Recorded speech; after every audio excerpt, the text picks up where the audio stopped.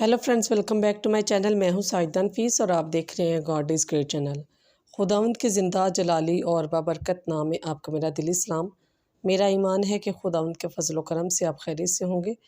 आज की वीडियो में हम सीखेंगे कि कलाम मुक़द्दस के मुताबिक गुनाह से कैसे बचा जा सकता है। वीडियो को अंत तक ज़रूर देखिएगा और अगर आपको मेरी वीडियो अच्छी लगे तो लाइक और सब्सक्राइब और साथ साथ शेयर भी ज़रूर कीजिएगा ताकि आपको मेरी नेक्स्ट आने वाली वीडियो सबसे पहले मिल सके और आप अपने ईमान को खुदावंद पर और ज़्यादा मजबूत और पुख्ता कर सकें।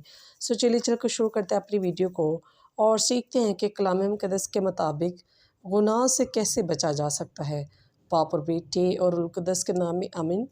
यशूब बिन सरा की किताब उसका 21 बाब 1 आयत से लेकर 10 आयत तक। बेटा, अगर तूने गुनाह किया तो फिर ना कर, बल्कि पिछले गुनाहों के लिए माफ़ी मांग। गुनाह से ऐसा भाग जैसे तू सांप से भागता है, क्योंकि अगर तू उसके नज़दीक जाएगा तो वो तुझे डसेगा।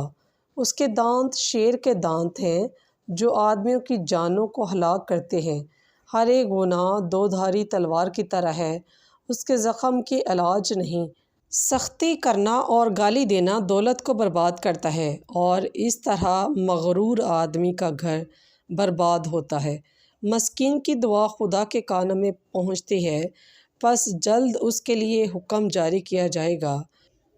जो तनबीह से नफ़रत करता है वो ख़ताकार के नक्शे कदम पर चलता है, पर खुदावंद का ख़ाइफ अपने सारे दिल से उसकी तरफ रुजू लाएगा।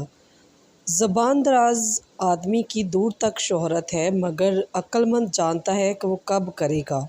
जो दूसरे के माल से अपना घर बनाता है वो उसकी मानिंद है जो अपनी कब्र के लिए पत्थर जमा करता है। गुनहगारों की जमायत सन के ढेर की तरह है और इसका अंजाम आग का शोला है। बस पाकलाम के पढ़े और सुने जाने पर खुदावंद की ख़ास बरकत हो, खुदावंद का शुक्र हो। मेरे अज़ीज़ों, खुदावंद इस कलाम के वसीला से आपको मुझे बहुत सी बरकत से नवाजे और खुदावंद हमें ये तौफ़ीक इनायत करे कि हम तमाम गुनाहों की माफ़ी मांगे जो हम कर चुके हैं और आइंदा हम अपने आप को गुनाहों से बाज रखें ताकि हम खुदावंद की हज़ूरी में अच्छे और एहसन तरीके से दाखिल हो सकें।